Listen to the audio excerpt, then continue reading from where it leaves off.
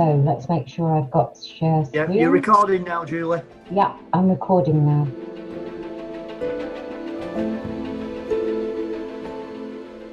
Thank you. Nigel Valentine here. Hi everyone, I'm Sam Johnson. I'm Paul. Hi everyone, Richard Walker. Yeah, I'm Vernon Sidlow. I'm Steph.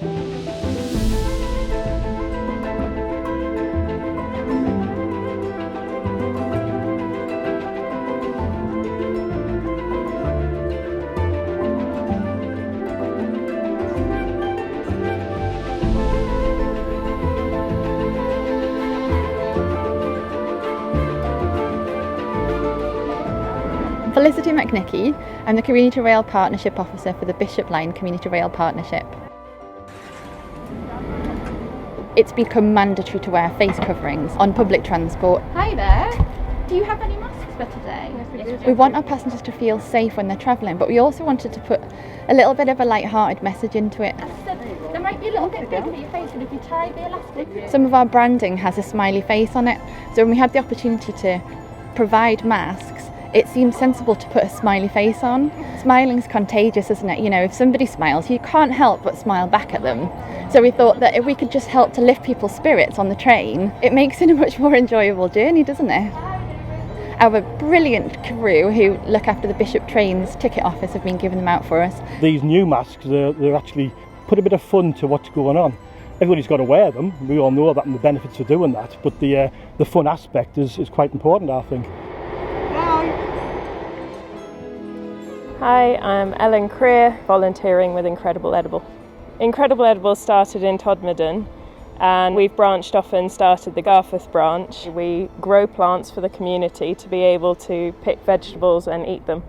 Basically it's mainly for community engagement, but it's also for allowing people to understand where their food comes from. So we've built up a train planter.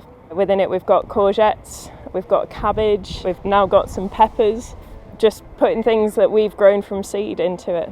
We're intending on putting a second planter, so it's a 2-carriage train followed by some herbs that will be used in the cafe on the platform. Everybody can share in the vegetables and the fruit that's grown. It just seems like a really great way to foster some good community spirit. My name's Tony Ford. I chaired the Friends group for this station. Lockdown was very frustrating in we could see our plants were not coming on particularly well. They needed watering or they needed deadheading. The grass was growing and nobody was cutting it, and it was very disappointing to see a lot of our hard work going to waste. Whenever I go on holiday, I tend to go to stations just out of interest. I was in New Zealand earlier this year and stayed in a village called Moana, which is on the Christchurch to Greymouth route on South Island, New Zealand. Fantastic little station. Managed to get in touch with Heritage Rail in New Zealand. We're looking at exchanging station histories, so we're looking at just developing a partnership link between our two stations. It just helps bring the world a little bit closer together. I'm Joseph Codlin, and I represent the Friends of Blaydon Station. So we've been working with a local artist called Sarah Jarman. She's completed a lot of work locally, including at Beamish Museum, where her specialism is in heritage signwriting. So on the side behind me we have a mural welcoming people to Blaydon Station, which informs passengers that this station has an illustrious history dating back to 1835.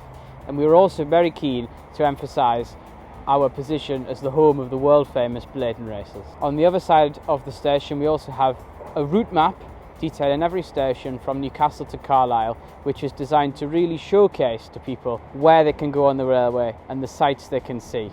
The lockdown has of course been a frustration for station adoption, but it has made us more determined to do more in the future. In fact, I couldn't think of a better time to be unveiling a mural which states, "Welcome to Blaydon."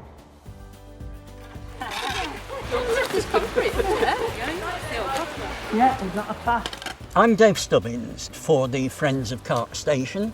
It's an unstaffed station and it was very much seen by Northern as a problem station. It was neglected, it suffered from social abuse, and the first job we did was to clear 3 years worth of accumulated brambles. Generally kept the station looking really nice. We've created a few gardens As lockdown started, that meant that we couldn't come to the station. Obviously, for about 6 weeks, the station went back to its unkempt state, so we now can get on with things. Apart from just keeping it tidy, we want it to be a historical record. The area's here because of the railway, not the other way around. We're on with designing some boards which give information about the history of the railway and the history of the area, and we're hoping they'll be installed before the end of the year. I'm Neil Williams, Chair of Friends of Glossop Station. In the last year, we developed a new collaborative project working with our friends Buxton, Hadfield and stations on the Hope Valley line, buzzing stations, worked to support the protection and enhancement of the bumblebee. We need to see bumblebees thriving around the station and everywhere else because of course they're fundamental to everything that we grow. We have a large garden opposite our single platform created with the support of Network Rail and Northern. We also have a side garden and clearly there we can put in plants to attract not only bees but hopefully other insects as well. We're fortunate to have a large waiting room at the station which has been restored by Derbyshire County Council and Northern. One part of it now is a community art gallery where we invite local artists to display their work. And although it was not available due to coronavirus restrictions for several months, we're now back in action and we're pleased to say that our artists once again can display their work at the station. My name is Yumna Khan and I work with secondary schools with Northern. So at secondary we have looked at promoting engineering, especially for young girls, and dispelling those misconceptions. We've had various site visits to Northern where staff from different backgrounds talked about routes into employment, personal experiences and how Northern have supported them to develop further in their career, demonstrating for students that the rail industry has a lot to offer. We have worked closely with Northern. At primary schools we have developed a number of different programmes with a focus of inspiring young learners and exposing them to the occupations within the rail industry. My name's Kelly Dodsworth, I'm a conductor standards coach. I helped out with the community work. I go around schools giving railway safety talks or talking about my role within Northern to inspire children. I do believe children think of a train and first thing they think of is a train driver, so I go into the schools to let them know all the different areas, that there's a lot more to it. So welcome to Bradford City Football Club. I'm Lizzie and I work for Bradford City Community Foundation. We are lucky enough to deliver a range of different projects across Bradford, one of them being NCS. So NCS is a government funded programme for 15 to 17 year olds. It aims to tackle social cohesion, social mobility and social engagement. Matt Conway from English Football League Trust. So we've been working with NCS since 2011, since it started, and over that time we've had over 60,000 young people come through the NCS programme. So we approached Richard Isaac at Northern to discuss the opportunity of partnering with our young people and the rail industry to add a different dimension to our challenge whilst also creating awareness of responsible rail travel and the doors it can open for employment opportunities. Richard truly saw the difference this could make to young people's lives, and his support allowed our young people to visit charities, local landmarks and community groups to tackle and identify real community issues. The station was being looked after and then in a few years it went in decline. And when I met John, took him to the station to show it and it was just like full of weeds and stuff, so we just started from there. We just started pulling a few weeds and then the next minute we were organising a bring buy sales and car boot sales to raise some money. And the rest is history. Yeah. Yeah, the last 2 years we've applied to Northern for a grant. I reckon it takes about 150 litres of water to water it to any degree, and it takes about 2 hours, and then all that water has to be replenished. This is a three-wheeler, a converted three-wheeler pram, two 20-litre tanks there, and there's room for 10 2-litre bottles. Yeah, I'm the perspiration, she's the inspiration. So he's the one that does the watering. Had a tractor driver stop and say, do you look after the station? He goes, it really is a credit to you. Yeah, we do get a lot of lovely comments and train guards come out. We had one this morning actually, you put the thumbs up, you know, and he said, that was super, it looks.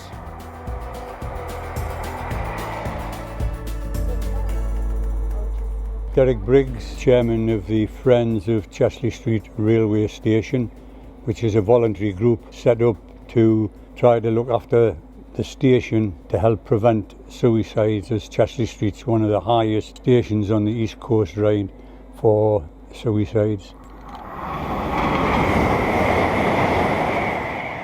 By putting the flowers out, the planters, trying to paint the station, make it look as if people are here, and it's an interesting, and it's not just a derelict closed down station. We've got Parkview School going to do a project for it.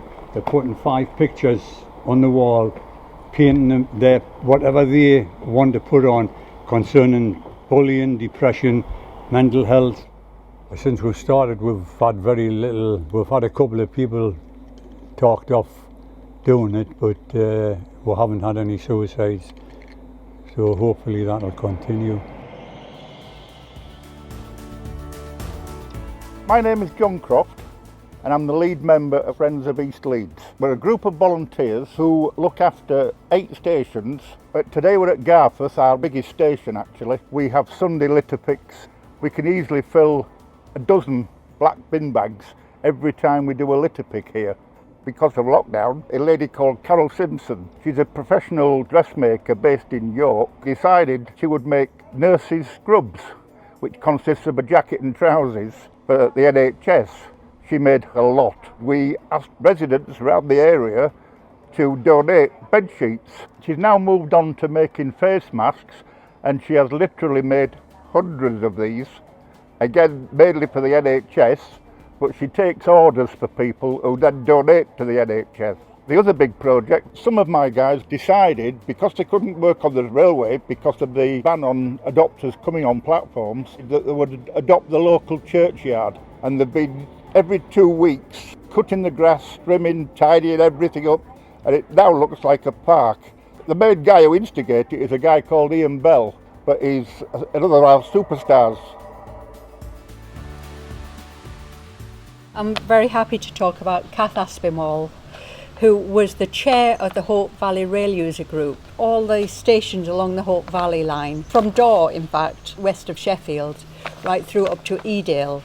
She made a real difference about pressing for improvements to the line, getting additional services, but she came at it from a community perspective and about the importance of the rail line for local communities, but also for visitors to get off the roads but come by rail and enjoy walking and exploring in the Hope Valley. At the time of Kath leading the group, we've actually managed to get an improvement in service from a train every 2 hours to an hourly service.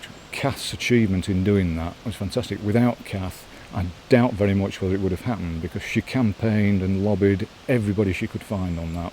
Kath particularly wanted to involve all the local schools and the school children. And when this passenger line first opened, the children from Hathersage School were taken on the train to Edale station, where they were met with a brass band, and she tried to replicate that event by Hathersage school children catching the train on the anniversary of the opening of the line to passengers. And they had a lovely day, all the children piling on at Hathersage, getting off at Edale, having a picnic. No brass band, but there was a steel band. So she was a terrific campaigner and lobbying for an improved service. She's greatly missed. I'm Angie Clark. I'm with Friends of Romley Station. And I'm Alf Clark. Even from the early days, we'd listed walks that we wanted to write about from the station. It's something we'd wanted to do for a long time. And then midsummer in 2019, we did a guided walk from Strine Station to Marple, which had planned out, got photographs, plans, etc. And we thought, well, we'll try and develop on that. And John Simpson, who's also our auditor, he said, well, I can go away and design a load of walks. So I managed to get it into 28 pages, and we've had 2,000 copies printed. Hopefully it persuades people to get on a train and come to somewhere like Romley, where they maybe hadn't considered coming before, doing these lovely walks. And it is nice when somebody local says, we've really enjoyed this walk, we didn't know this place existed before. And I know other stations are wanting to do it as well, so hopefully, this will encourage them to do it as well. It's all part of being active and enjoying your surroundings. My name's Sheila Greenwood, and along with some friends, we run Friends of Todmorden and Walsden Station. We've got a lovely Victorian station, We want it to look as nice as it possibly can do. This year's been a mixed year for us, as with most other stations. We did start off with an absolute high because we were selected to have a show garden at RHS Tatton Park, and obviously that's all come to a standstill until hopefully next year. So we're thrilled about that. Shortly after that, we didn't think we could get any plants at all for the station, so we planted tons of sunflower seeds, which have come up trumps. And then we did find a gentleman who said he would grow some plants on, but only begonias and geraniums. We've done loads of weeding. The weather's been hot, it's been wet, it's been hot again, and the weeds absolutely love that. So even though we haven't done as much gardening as we normally do, we've certainly done a lot more weeding. And we're preparing again for Tatton, because next year we are definitely going to Tatton. I'm Steph Dermott and I'm the Community Rail Development Officer for Bolton and South Lancashire.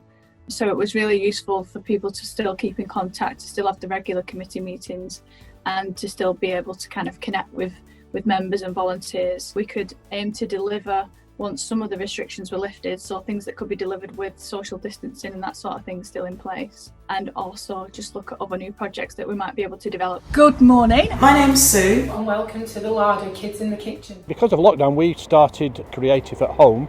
We do an awful lot of educational work with young children, and we decided to try and give them something to do. We're going to be making potato and onion fritters. Working with an organisation in Preston called The Larder, we've done Kids in the Kitchen. Make sure your adults with you, they'll know when it's hot enough to use. They've made simple recipes that children can do the actual cooking in the kitchens. Thank you, it's been great. Enjoy yourselves and happy Easter. So my name's Karen Bennett and I work for Community Rail Lancashire. We decided to do something about the spike in trespassing that had happened during lockdown, and as a collective from the Virtual Education Network we thought we'd get young people to make videos. Our train tracks and overhead lines are never switched off. A lot of people have been making TikTok videos and having fun with their family during lockdown, so we thought let's take a bit of that. I dare you to touch the edge of the platform. Okay. It needs to have an anti-trespassing message. It needs to be done at home or in a garden. They can't go and do it on location. Just on the train track. No. The competition's for 11 to 18 year olds, and then the winners will get a GoPro Hero 8 bundle. Stay off the tracks, we've got your back. We're not going to be able to go out to communities during lockdown for obvious reasons, but we still wanted to do an art project with them. So what we thought we'd do is we'd send a performer of a gem to care homes, to schools, on our webpage for people to fill in however they wanted. So we had a gem with images of Halifax where they lived, pictures of dragons because that's what they like. We're going to collate the gems and put them up on our lines so people can see the work that people did in lockdown. At the moment we are actually getting the poppies ready for going up. We did a display here last year with the 75th. Red wherever you went, down the car park, as you come in there were just poppies all over. The remarks we've got back from it were just absolutely fantastic. During the lockdown we've been chatting online via email. Once we've got permission to actually come into the car park in groups of twos and fours, we've got the planters set up. It has been hard, but we've got to think about public safety. Yeah, we've had loads of support from South Yorkshire PTE and from Northern Rail. My full name is Stanley Withers and I run Friends of Leyland Station. Well, it looks a lot better, doesn't it? I mean, it's hard work, and the trouble is the more gardens that you make, the more has to be watered. Hopefully we're going to get another man after the coronavirus has gone. You've seen the garden at the entrance. It was wasteland. During the renovation we discovered this plaque on the wall, and the plaque says, "This tree plantation was initiated by Councillor Albert Hocking JP. We intend to put this in the booking office above your head when it's converted into Leyland Council Business Office, and it'll be stored there safely forevermore." His granddaughter is actually over the moon that we're remembering this man, and he's going to be not forgotten again.